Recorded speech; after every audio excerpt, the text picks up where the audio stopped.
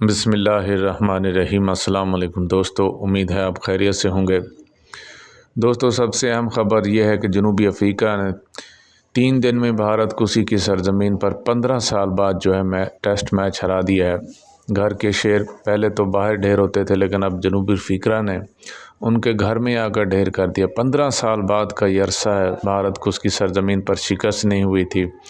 तो ये 2 मैचों पर जो सीरीज़ टेस्ट मैच खेली जा रही है जनूबी अफ्रीका की के दरमियान, इससे पहले जो पाकिस्तान से खेल के गए, अभी वो सीधा ही इंडिया गए। वहाँ पे 2 मैचों की टेस्ट सीरीज़ थी, जो अभी 1 मैच हो गया। भारत को शिकस्त का सामना है।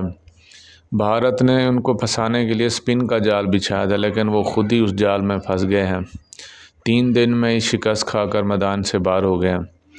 तीसरे रोज़ जो साउथ अफ्रीका ने 63 रन की बढ़तरी के साथ अपनी इनिंग्स को बढ़ाया था और पूरी टीम 153 पर ही आउट हो गई थी, तो भारत को जीत के लिए सिर्फ 124 रन का हदफ मिला था। तो साउथ अफ्रीकन बॉलर ने कोलकाता स्टेडियम, ईडन गार्डन, जो भारत का सबसे फेवरेट है और सबसे ज़्यादा मैच भी भारत ने यहीं पे जीते हैं, और सबसे ज़्यादा जो शर्फियाँ ट्राफियाँ हैं वो भी यहीं पे भारत ने जीती हैं। अपने पसंदीदा ग्राउंड पे जो भी अहम मैच हो, भारत अपने लिए यही स्टेडियम का मंतखब करता है। तो जो भारत है उसने 93 रन पर ढेर कर दी। इस वजह से भारत को 30 रन से शिकस्त हो गई है। 30 रन की कमी से भारत ये टेस्ट मैच हार गया है।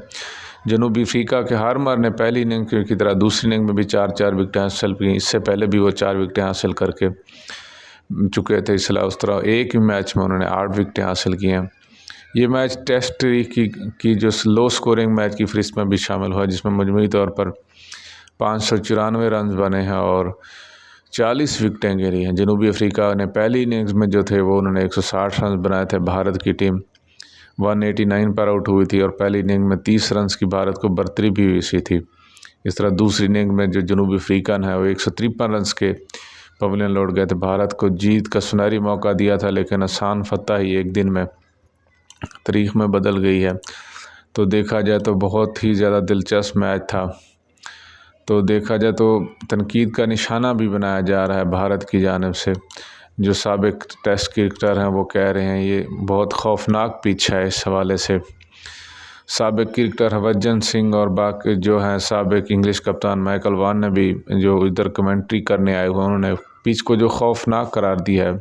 हरभजन सिंह ने कहा है कि ये गैर मामूली और ख़तरनाक बाउंस है। तो इस तरह की पिचें नहीं बनानी चाहिए कि 5 दिन का मैच है और वो 3 दिन में ही ख़त्म हो गया। ये इस तरह की गैर मेयारी पिचें क्रिकेट का मजाक हैं, और कहा जा रहा है कि इस तरह की पिचें बनाने से भारत को बहुत ज़्यादा नुकसान का सामना करना पड़ रहा है। अब देखते हैं कि जो अगला टेस्ट मैच खेला जा रहा है भारत और साउथ अफ्रीका के दरमियान, उसमें कैसी पिचें बनाई जाती हैं। भारत की जानिब से जो रविंद्र जडेजा है उसने भी 4 खिलाड़ियों को आउट किया। मोहम्मद सिराज ने 2, जसप्रीत बुमराह, अक्षर पटेल ने 1-1 विकेट हासिल किया। हाँ, देखा जाए तो जनूबी अफ्रीका ने टॉस जीतकर पहले बैटिंग की थी, जो उनका फ़ैसला बहुत ज़्यादा शानदार रहा है। और अब ये खौफनाक शिकस्त भारत को ही शिकस्त हो गया, हालांकि उन्होंने बहुत ज़्यादा तनकीद का निशाना बनाया था। ये देखा जाए तो एक रिकॉर्ड बन गया है। साउथ अफ्रीका जो कप्तान है बोमा, इन्होंने एक शानदार रिकॉर्ड बनाया है। वो तकरीबन 10 मैच में कप्तान रहे हैं और 10 ही 10 मैच जीत चुके हैं। इसलिए कहा जा रहा है कि बहुत लकी हैं साउथ अफ्रीका के लिए टेस्ट मैच में। तो उम्मीद की जा रही है जो अगला टेस्ट मैच खेला जा रहेगा उसमें भी वो शानदार शिकस्त फतह हासिल करेंगे और वो इंशाल्लाह साउथ अफ्रीका ही मैच जीत जाएगा। दूसरी जो अहम ख़बर आपसे शेयर करनी है वो पाकिस्तान के साबिक कप्तान सरफराज अहमद को पीसीबी में एक अहम ज़िम्मेदारी दे दी गई है। पाकिस्तान के कप्तान वो हैं जिन्होंने पाकिस्तान की क़यादत करते हुए आईसीसी चैम्पियन ट्रॉफ़ी जितवाई थी।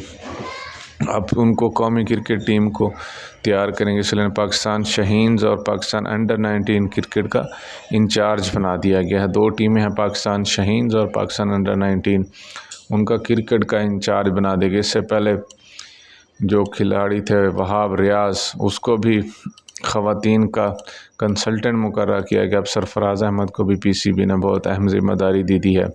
वो पाकिस्तान में होने वाली ट्रेनिंग और सीरीज़ में टीमों के हमरा रहेंगे और उनका देखभाल करेंगे। सरफराज पाकिस्तान के वाहिद कप्तान हैं जिन्होंने 2 बार ICC में ट्रॉफियाँ उठाई हैं। पहली बार 2006 में अंडर-19 वर्ल्ड कप पाकिस्तान ने जीता था और फाइनल में भारतीय हरीफ को हराया था। 2017 में पाकिस्तान की टीम की क़यादत में सरफराज अहमद ने ग्रीन शर्ट्स को ICC चैम्पियन ट्रॉफी पहली बार जीता। इसके बाद भारत था, तो बहुत ज़्यादा लकी हैं पाकिस्तान के लिए। 2 दफ़ा पाकिस्तान ट्रॉफी जीती और उस वक्त क़यादत सरफराज अहमद कर रहे थे।